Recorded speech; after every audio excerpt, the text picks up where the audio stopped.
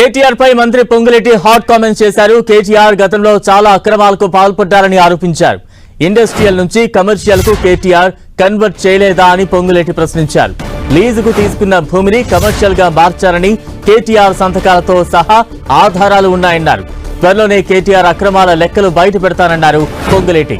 తప్పు చేస్తే తనకైనా తన కుమారుడికైనా శిక్ష పడాల్సిందే అన్నారు మంత్రి పొంగులేటి.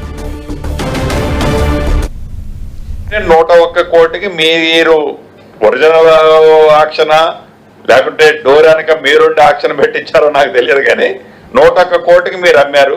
మీరు ఓఆర్ఆర్ అమ్మారు, దాన్ని అమ్మారు.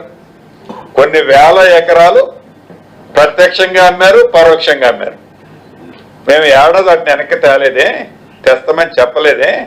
ఇండస్ట్రియల్ జోన్, కెమికల్ ఇండస్ట్రీలు ఉన్న ప్రాంతాన్ని కూడా తమరు ఆధ్వర్యంలో తమరు మంత్రిగా ఉన్నప్పుడు రెసిడెన్షియల్ జోన్ కింద మీరు కన్వర్షన్ చేశారు.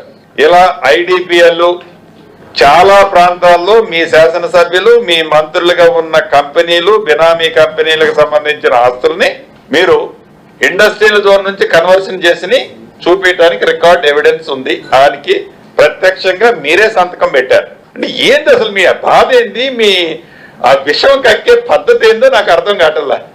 మాట్లాడితే 5 లక్షల కోట్లు. ఏంది 5 లక్షల కోట్లు? ఎన్ని వేల ఎకరాలు ఉంది? 5 లక్షల కోట్లు ఏంటి? 5 లక్షల కోట్లు కిక్ బ్యాక్ వచ్చేది ఎట్లా?